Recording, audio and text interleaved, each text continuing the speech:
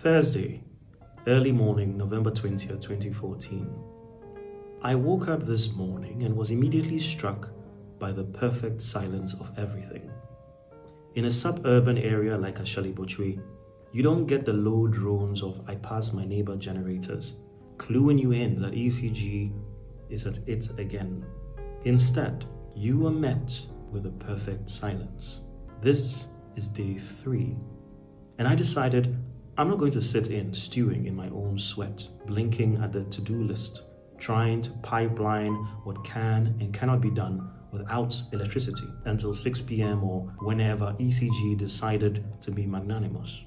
Instead, I decided to head out to one of several spots I haunt under the circumstance, each with their own set of pros and cons. The calm that overcomes one when one stops wriggling and writhing and accepts the nature of things gave me a clear head to really look at the situation. We like to rant and rave about ECG this, ECG that, and I always muse about how, at the rate at which we rant about it, the topic would sooner become rather boring. I mean, what else is on? Then I tried to put things into perspective. Fortunately, just walking up the long dusty stretch that is Ashali-Bochwe, or looking out of the window of a trotro on my way to wherever, always provides more than its share of appropriate metaphors. Today, it was a middle-aged woman pulling out of the washing bay and cutting in front of 3 cars on the main road. She turns in slowly, permitted to do so by the taxi that comes to a complete stop, a rarity for taxi drivers. Naturally, he causes those behind him to also come to a complete stop. What does our middle-aged lady do? She immediately pulls out a mobile phone and starts a phone call. Does she speed up now that she's on the road and at the head of a convoy of 4 cars? No. She maintains a 12 km/h speed for another kilometer until the taxi driver begins honking angrily and cuts in front of her. Her response? To swing her one free hand at the annoyed driver in a "you two, go away there" sort of gesture.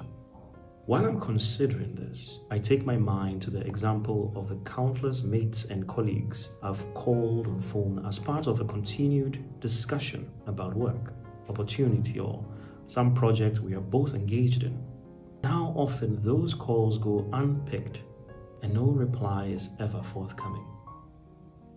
Do these people consider my annoyance or the urgency of my call? Do they bother to explain themselves later or just hope the situation goes away and I simply accept the facts of life? Do they even bother to change their social pattern? Stay off WhatsApp or fail to post inspirational quotes on Facebook that day? No, because they couldn't be bothered. After all, is he bringing me money?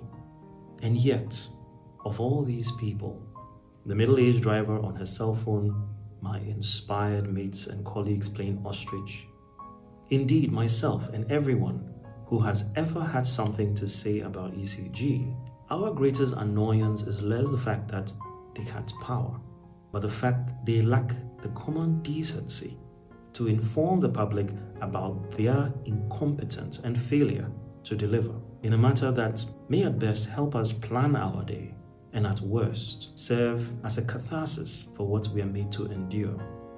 We can't change a corporation or a government any more than we are willing to change ourselves, at least not by whining.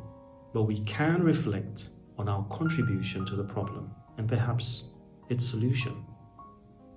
Complaining is easy. Everyone does it. Even those who I believe have no earthly business doing so.